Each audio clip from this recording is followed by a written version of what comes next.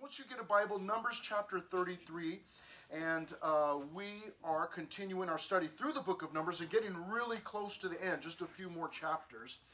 We will just cover one chapter this morning, and it is Numbers chapter 33. And as you can see, there are two main divisions here in Numbers chapter 33. The first being campsites recorded, verses 1 through 49. 49 of those babies there, which we will actually, I'll read a little bit of it just so you get the idea, but we will not read through all of it. And then we will see at the end, which is where we will spend the majority of our time, the command to conquer at verses 50 and 56. And I am actually going to leave this screen here for right now because I do not have any points or subpoints for those first 49 verses. I'm just going to read a little bit of it, and then I've got a few remarks before we move on to verses 50 through 56. It says in verse 1 that these are the journeys of the children of Israel. Okay, now, if you've been here all along since we started way back in Genesis and Exodus and Leviticus and now Numbers, you might be thinking, man, we already know this is what we've been studying is the journeys. So are we really about to go through that all over again? No. These are the journeys of the children of Israel who went out of the land of Egypt by their armies under the hand of Moses and Aaron. And it says here in verse 2, now Moses wrote down the starting points of their journeys at the command of the Lord, and these are their journeys according to their starting points. And I'll just go through verse 3, and then you'll get a real good idea here. They departed from Ramses, which is another name for Egypt, okay, Ramses, in the first month. On the 15th day of the first month, on the day after the Passover, the children of Israel went out with boldness in the sight of all the Egyptians. Gives us a little bit of history there. Look at verse 5, because I lied. I'm not only reading to verse 3. Then the children of Israel moved from Ramses and camped at Succoth. And then it just continues from there.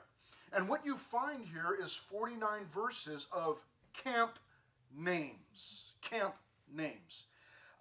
which we're not going to read through all of those. It's just a record. It's a history for posterity's sake, for history's sake, for the children of Israel to see and to remember, oh yeah, we camped here and here and here. And what's funny is as you and I have been going through the story of them leaving Egypt, there are lots of places and camps, and maybe these are considered cities, some of them in here. You'll go through and you'll go, we never read about that. We never read about that. We never read about that. So why is it in this list if they didn't stay there? Oh, but they did stay at all of these places. But what the Bible does often is it doesn't give us every single detail along the journey. Okay? They've been traveling for 40 years. We don't have 40 years of history. We've got specific times, moments in time, situations in time along that journey. What they're doing here, what Moses is doing, is recording every single place that they stayed at. But we didn't get all of those cities. Perhaps my best guess is because there wasn't something that really happened in every single one of those little camps or every single one of those little cities or areas. They got there, they camped, probably for a short time, and then packed up and moved on.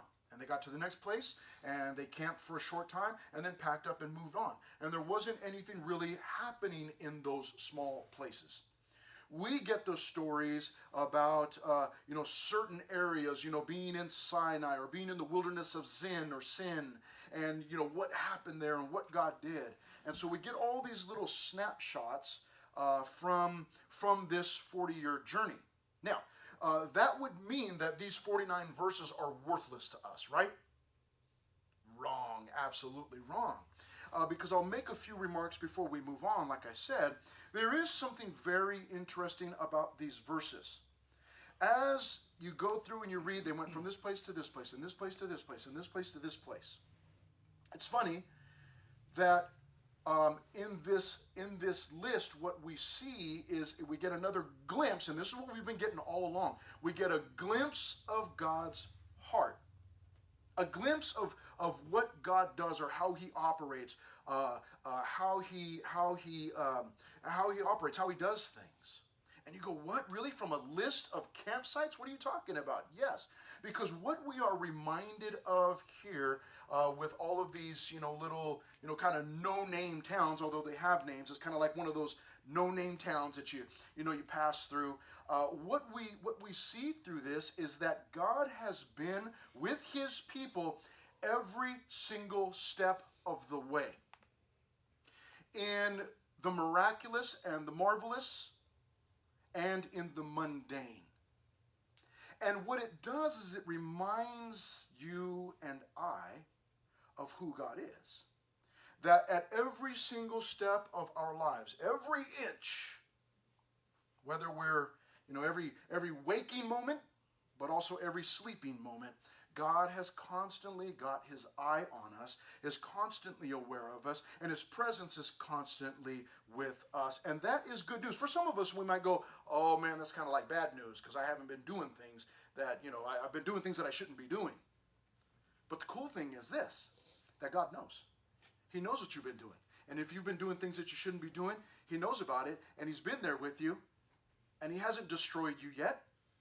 He hasn't looked at you and go, oh man, you shouldn't be, doing that or watching that music video or whatever, and that's it, you're out of here, or I'm going to kill you, or, you've lost your salvation, you're no longer mine. No, he's been with you at every single one of those moments, and yet, as the book of Romans tells us, he still loves us. Incredible. I mean, you think about your family or maybe even your friends. If they knew everything that you did, if they knew every single one of your thoughts, every single one of your feelings toward them, would they still love you? They'd probably still love me. Maybe not unconditionally, but they might still love me. Or they might love me tomorrow. They might love me today, or they might love me tomorrow, depending on my thoughts or my actions or my feelings toward them or toward other things. And yet God knows every single one of those thoughts and feelings. He sees what we do out in public. He sees what we do behind doors, and still is crazy about us. That kind of love you don't find that kind of love. Even in February for Valentine's, you can't find that through a Hallmark card, right? You can't find that through the most expensive of gifts. You are only going to find that kind of love from God. And it's wonderful news. Matthew 28:20 says this, teaching them to observe all things that I have commanded you, and lo, I am with you always, even to the end of the age. That was the last thing that Jesus said, or that was recorded for us in Matthew. Okay? That was the last thing that he said in the book of Matthew, in the Gospel of Matthew. Lo, I am with you always, even to the end of the age. He is just always with us, always going to be with us. And notice the promise, even to the end of the age. That means at the end of the age, he's going to dump you, right? No. That means that he's just always going to be with you. He's going to make sure that you make it to heaven. He's going to make sure that he ushers you into heaven. His salvation is for eternity, not for the days that you're really good, but then the days when you're really bad, you lose it. It's not how that works. He's there with you. He's going to get you from start to finish. Remember Philippians 1:6? Being confident of this very thing, that he who has begun a good work in you will do what? Anybody know? Anybody? Faithful. He will be faithful to complete it until the day of Jesus Christ. What wonderful news.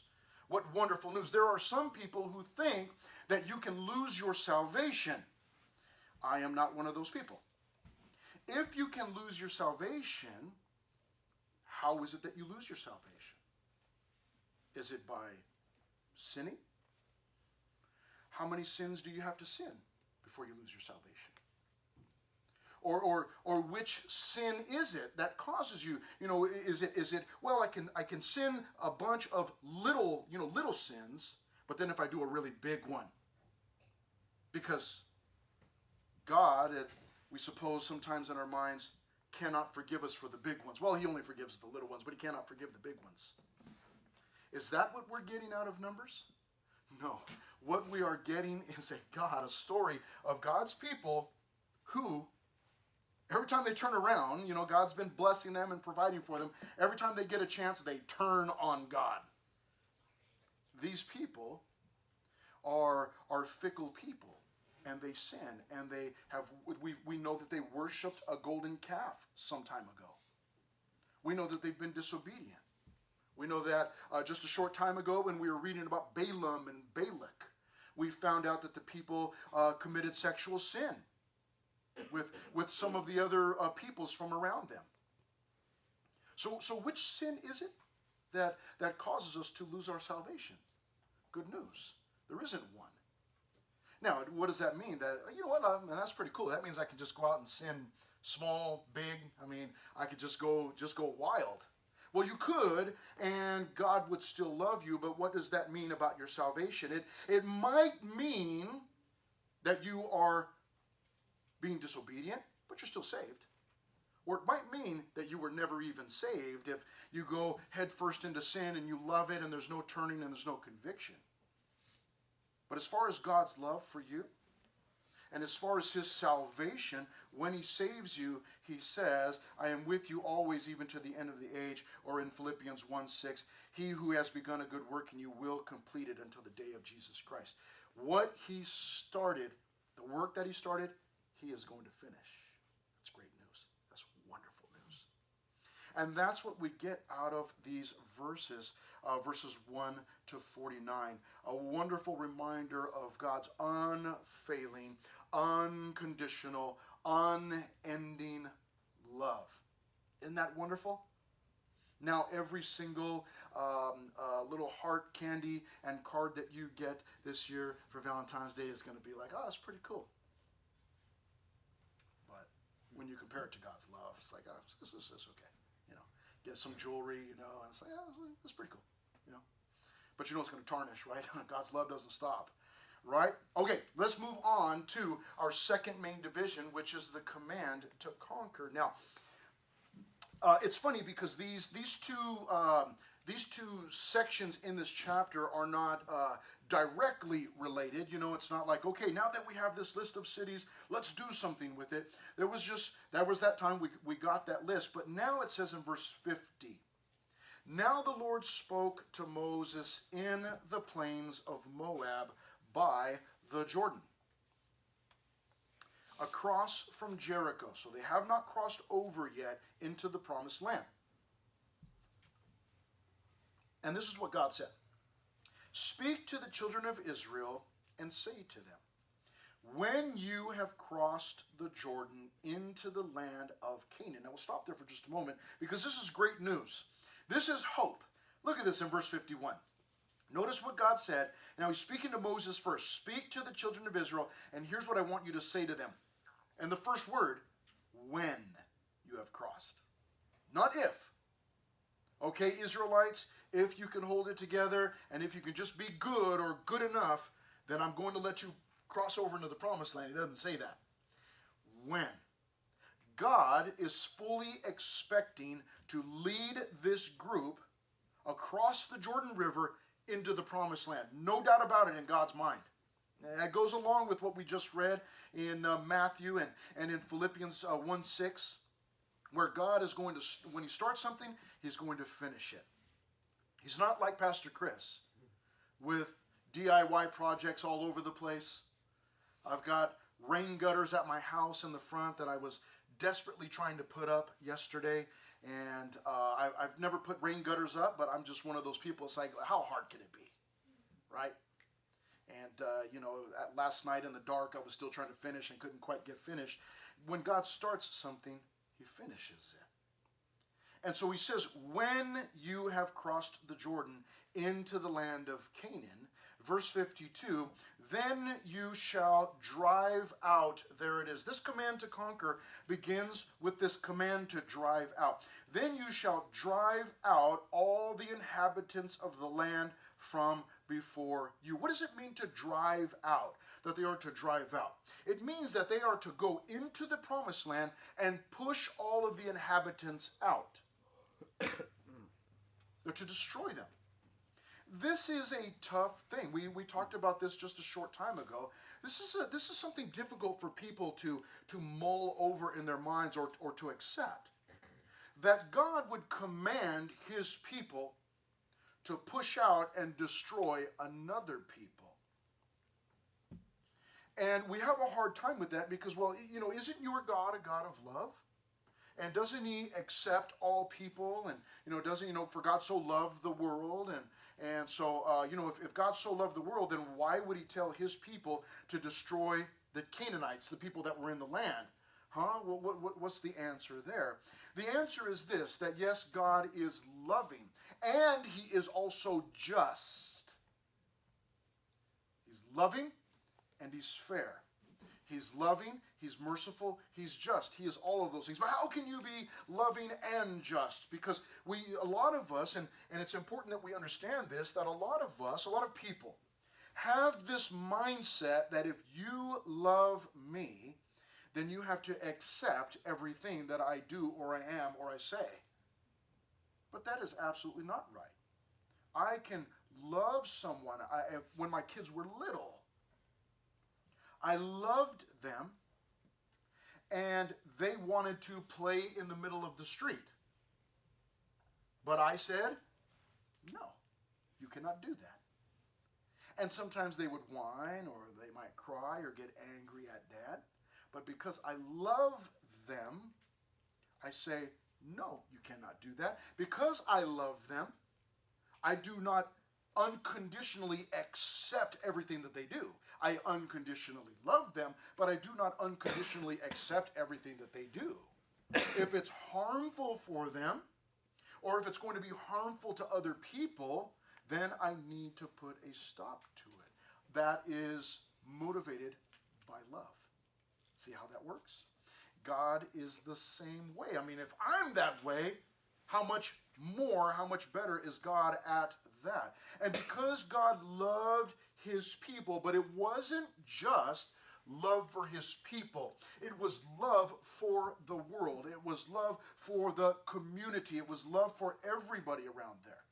You see, the Canaanites were a wicked people. You do not have to take my word for it. It is very easy to jump online and do a quick study of the Canaanites to see what it was that they did to people.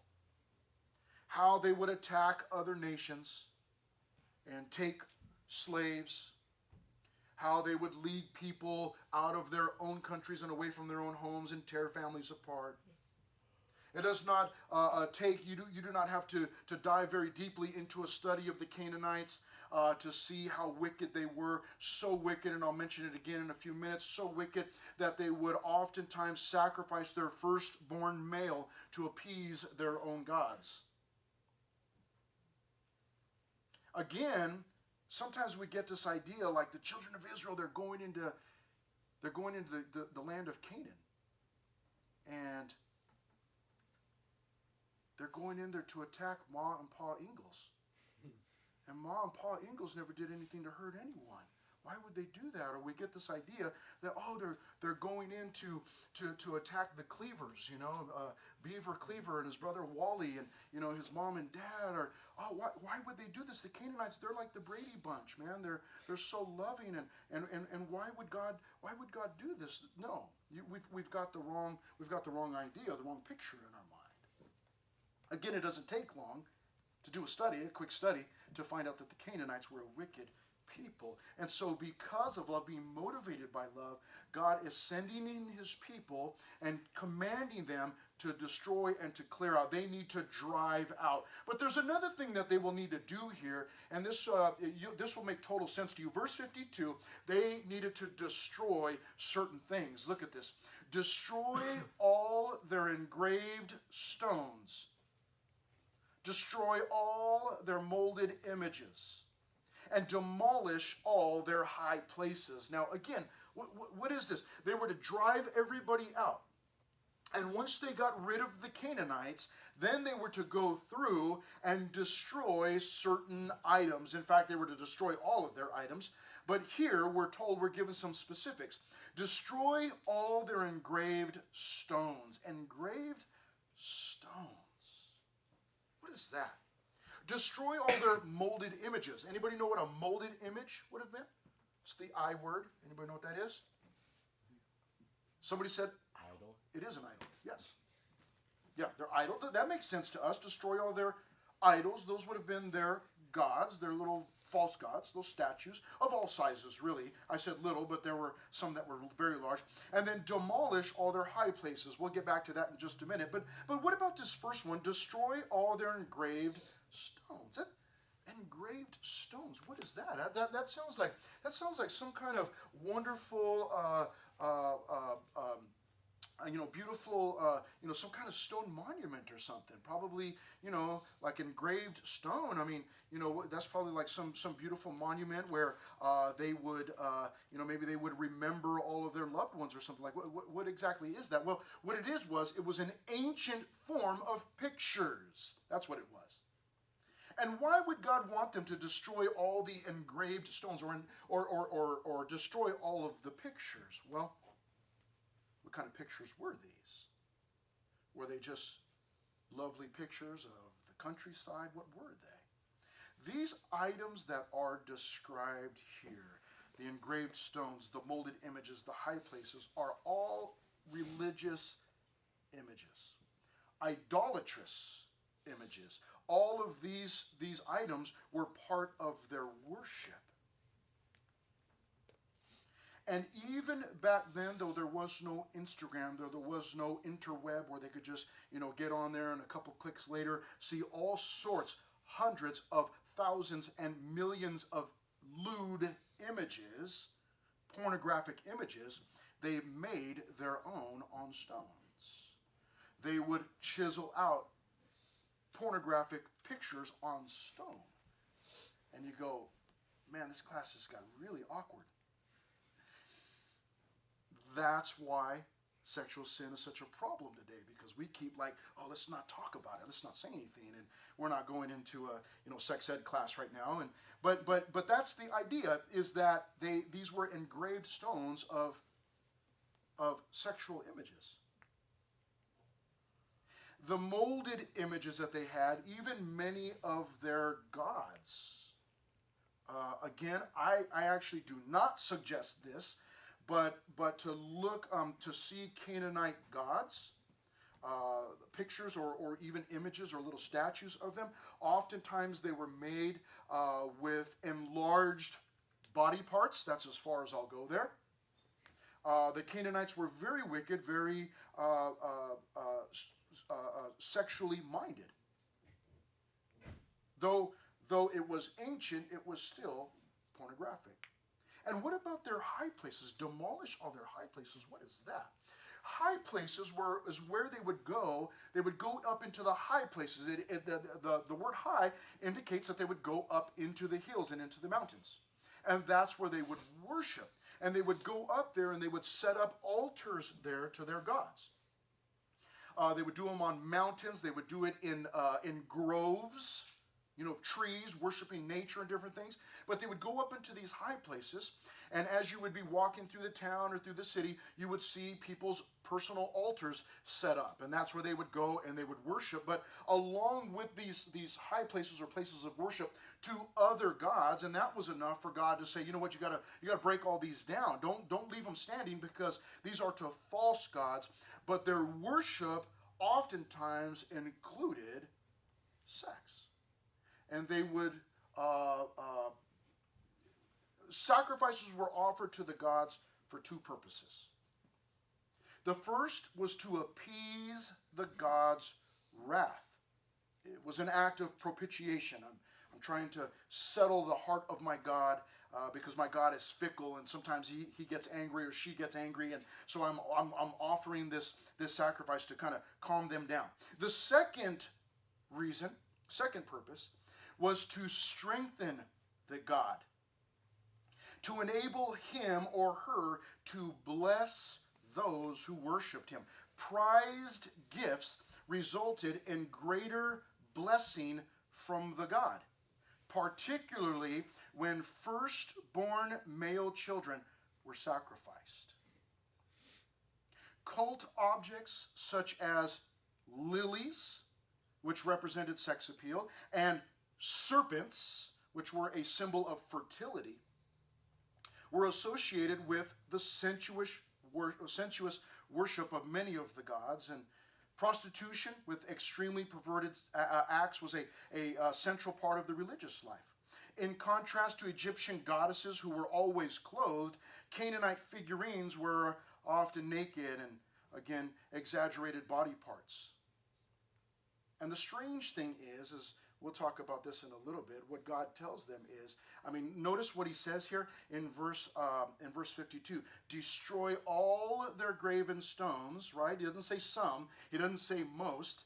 He says destroy all their molded images. He doesn't say some. He doesn't say most. And demolish all their high places. He doesn't say some. He doesn't say most. He says all. Incredibly, there are still Canaanite, all of these engraved stones and these molded images and the items that went along with the high places, incredibly, those items are still being found to this day in the land of Canaan, on digs. Well, wait a minute. Didn't God tell them to destroy all that stuff? There shouldn't have been one piece left, and yet there have been thousands that they have found. Why is that? We'll talk a little bit more about that in just a moment. But here's the next thing. You got to drive them out. You've got to destroy those objects, and then you have to dwell. Now, keep in mind that this story, if you take a step back for just a moment and you go, okay, the book of Numbers, what is this all about? It is the story of faith. What faith looks like, how it operates. The children of Israel are following God. They're following Moses as they follow God by faith. The things that they do are by faith. And this becomes a picture, a reminder for us, this, to drive out when you and I get saved. It's time to let go of things, right, from the past. This is the main reason why people do not want to get saved. Because, wait, I have to give things up? I have to change? I have to do something different. I have to stop living how I'm living. No, I don't want that. But there is the driving out. But there is oftentimes the destroying of things that before infected our minds and kept us locked in. When I first got saved, I was 20 years old and I had lots of music. Back then, we had something called vinyls. Okay? They were created way back in the 1900s. Okay? Speaking of the Ingalls family, way back in the 1900s, and I was alive back then, and I had lots of vinyls, and I had something called cassette tapes. Okay, these were little plastic things about this size, the size of a phone, and they had little reels in there, and you would, record music on them, and then you'd play those in your car or in your Walkman, okay, with your headphones on, and then occasionally the tape would get all tangled up and you would have to, get a pen or a pencil, stick that in the reel and kind of roll it back up.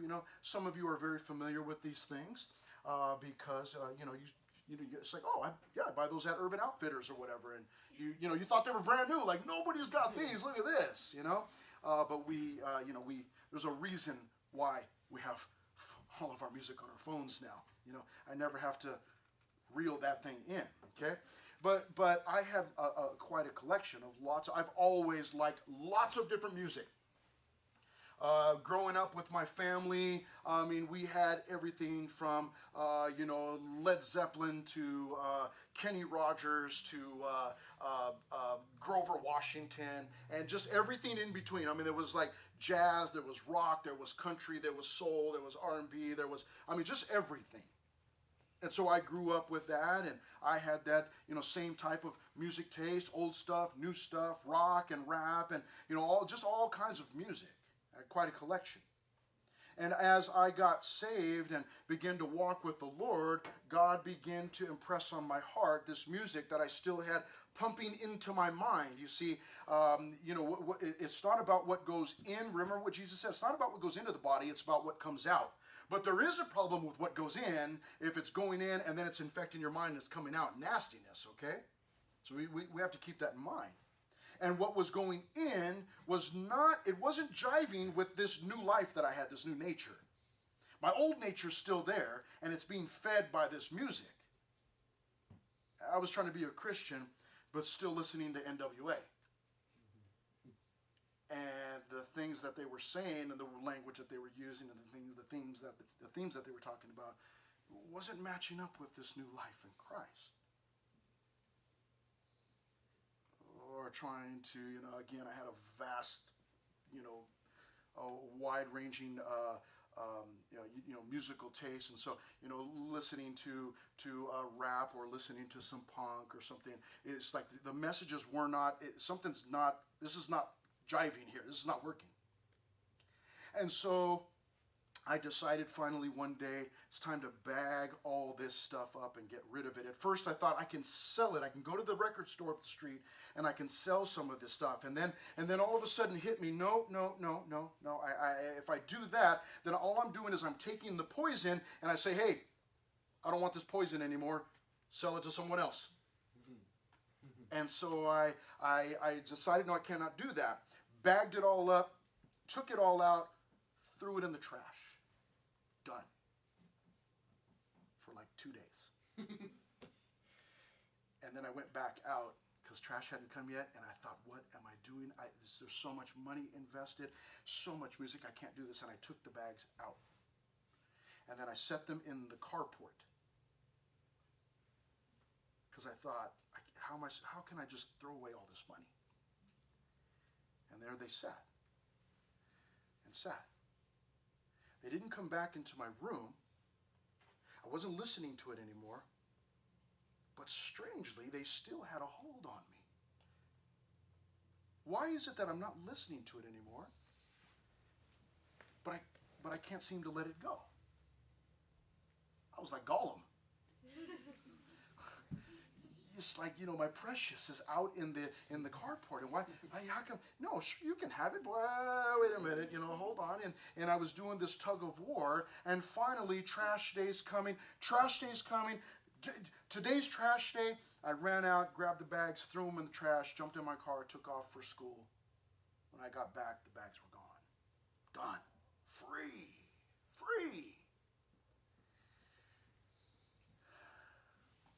Now I just have all that music on my phone. No, I'm just kidding. Some of the music, there was some jazz and different stuff. That's not necessarily bad. And some of it I've been able to listen to again, but I haven't listened to NWA. I haven't listened to the majority of it. There came this point in my life where it was time to destroy it all. And then what did I do? I went down to a place called Berean Christian Store. Some of the elderly people in here might remember Berean. It used to be up in a place called Colton or Grand Terrace there. And I went in there as this brand new Christian. It's like, okay, I ain't got no music, man. Like, what do you got? And I was, you went into the Christian store and I was sorely disappointed. It's like, really? I just threw away all of this wonderful music and I got to replace it with this, But as myself and my sisters, we, kept digging, we started finding better and better music, and it's like, this, okay. But here's the point that I'm getting at. I went from destroying all of that stuff to dwelling. Look what he says in verse 53. You shall dispossess the inhabitants of the land. You've got to get them out of there. But also you have to do this, and dwell in it. For I have given you the land to possess. Once that stuff is gone, I have got to fill it up. I've got to fill it up with something good. You see, if I do not use up that space, guess what happens? We'll see it again. He'll finish with a warning here. But what will happen is all of that bad stuff will come back. We'll get to that in just a moment. But here's a story or a teaching that Jesus gave from Luke chapter 11, verses 24 through 26, where he taught us a principle. He says, when an unclean spirit, he's talking about a demon, when a demon goes out of a man, he goes through dry places. That means empty places, this demon, seeking rest. In other words, the demon goes out. The demon gets cast out of an individual. And then that demon goes searching for somebody else to possess. seeking rest and finding none. You say, that must be who's living in my kitchen cabinets, because every time I go in there, the kitchen cabinets are open. No, that's probably just your little sibling doesn't know how to clean up behind themselves. But these demons, they go out seeking rest and finding none. And this is what the demon says: I will return to my house from which I came. In other words, I'll go back to the individual that I was cast out of. And when he comes, he finds it swept and put in order. The house that he was living in, the person that he was possessing, has been, the demon was cast out, and the person's life has been swept, and everything's been put back in order. But it says in verse 26, then he goes and takes with him 7 other spirits more wicked than himself, and they enter and dwell there, and the last state of that man is worse than the first. Anybody remember the story of the Gadarene demoniac? Gadarene demoniac? Jesus pulls up in his boat to the shore, and he starts to get out, and this man comes running at him. Chains, broken chains around his wrists, and I think his ankles also. He was absolutely, completely naked. And he was out of his mind. And he was possessed with demons. And when Jesus said, what is your name? The demon spoke and said, we are legion, for there are many. In other words, there was a legion of angels inside of this, or legion of demons inside of this one man. And Jesus cast out those demons. Remember, they went to the herd of what? Pigs. They went to a herd of pigs. The pigs went crazy. They ran, and, when pigs fly, and they flew off a cliff into the ocean and died.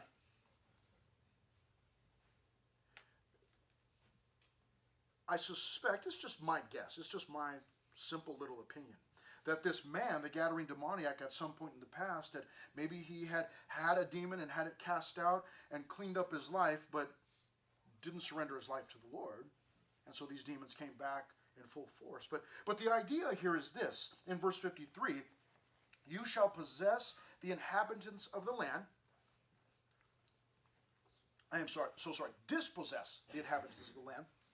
And then dwell in it. You got to fill it. Don't just empty it and then leave it. You got to throw that stuff away in the trash can and then go down to Berean and say, okay, I need some new music to fill up that space in my life. Now, we don't have to go to Berean anymore. I don't even know if there is a Berean anymore. But you've got your phone, and there are so many wonderful options for you to be able to listen to some good Christian music, if that's your thing. If it's movies that you need to cast out and get rid of, it is too bad that you can't just throw away your phone, although some of us may need to do that, right? If your hand causes you to sin, cut it off. Do something drastic. Maybe it's time to go, you know what?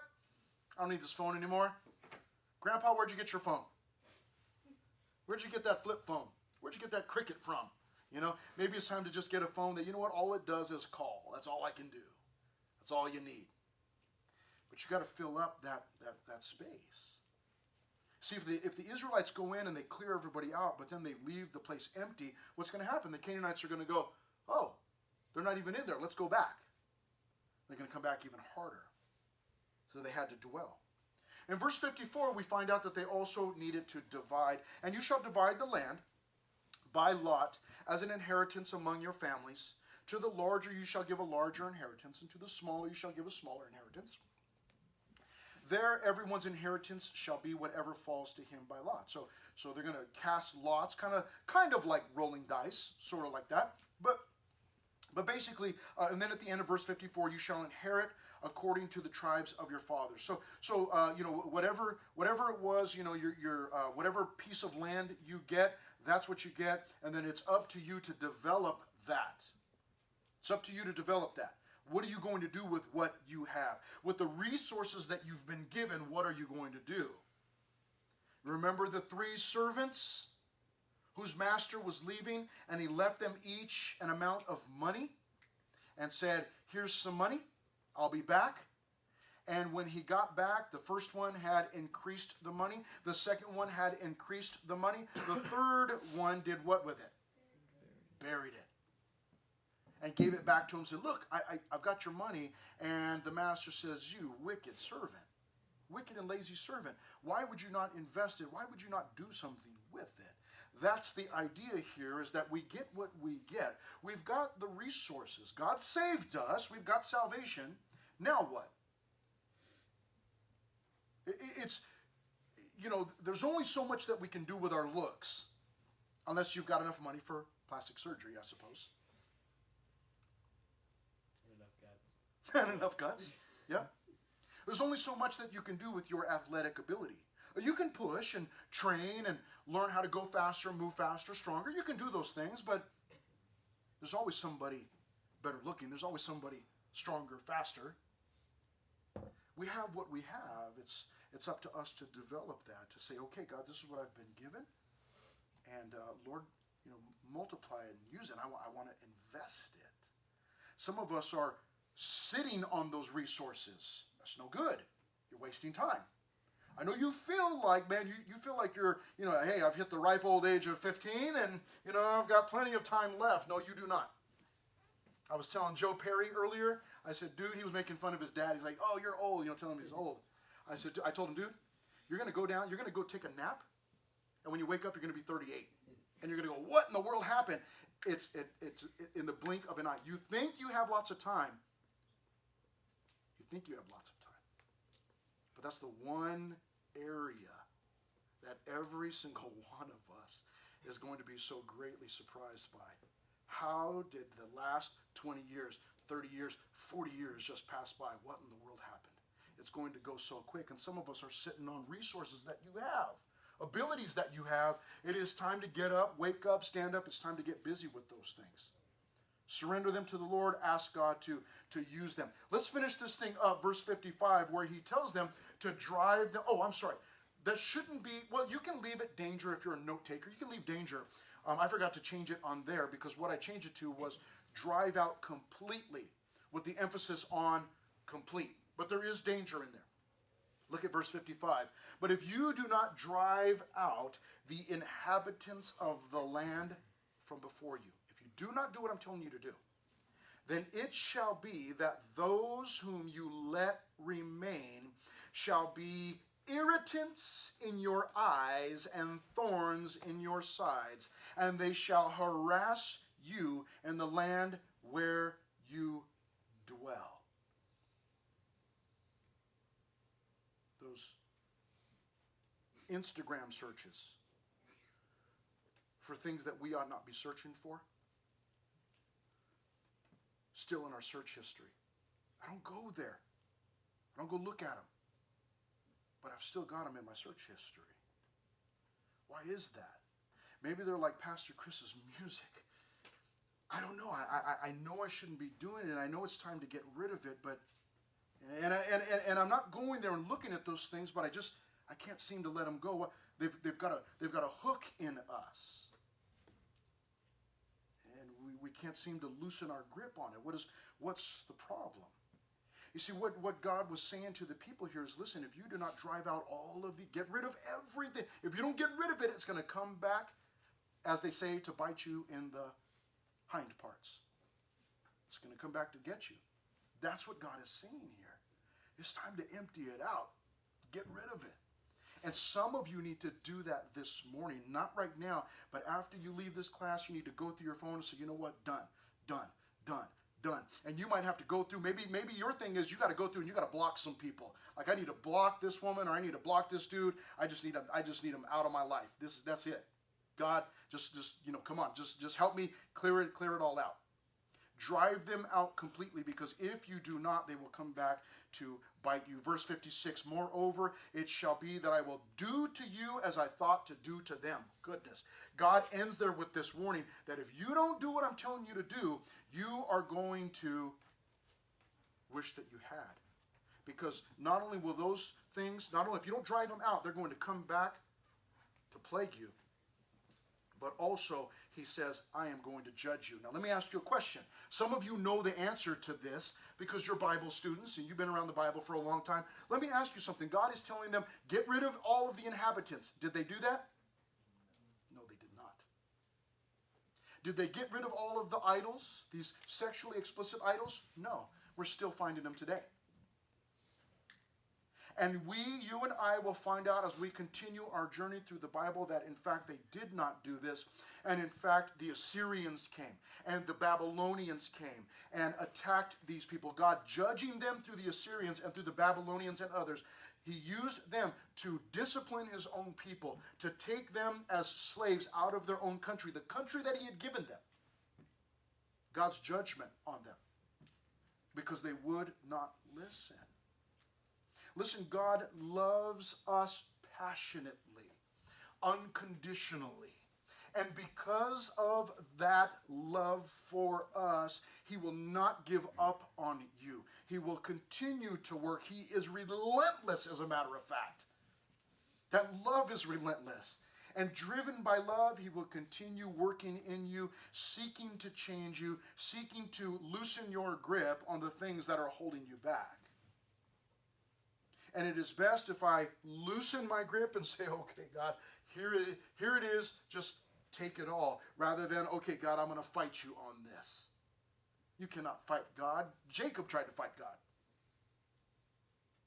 Didn't work well. He left with a gangster lip and a cane. Matthew Henry, a Bible teacher from a long, long, long time ago, believe it or not, he's even older than me, said if we do not drive sin out, sin will drive us out. If we be, he was an old guy, if we be not the death of our lusts will be the death of our souls.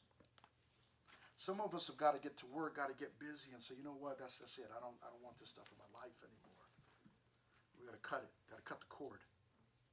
And you might have to tell somebody, hey, listen, I need you to hold me accountable, man.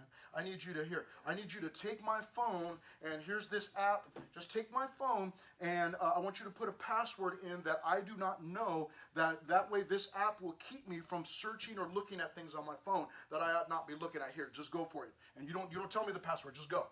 I'll surrender it. I'm gonna get drastic right now. God said that if my right hand is causing me to sin, I need to cut it off. So if my right eye is causing me to sin, I need to pluck it out. So I'm getting drastic. Here you go. You go for it.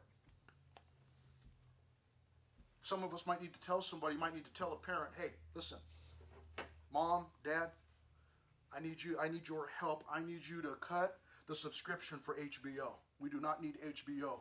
Staying up too late, watching things I ought not be watching. Mom, Dad, this is how serious it is. I need help. Some of us might need to go to a friend or a family member and say, look, you and I, we cannot hang out anymore because I have a hard time saying no to you, and the things that you're leading me into are damaging to me. And I'm trying to be right with the Lord. I'm trying to live for the Lord 100%, and I need you to get these things.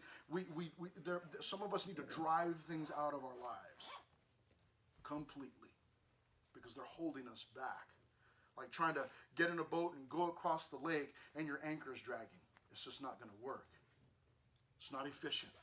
It's not helpful. It's dangerous. Time to get rid of it. Father, thank you so much for your word.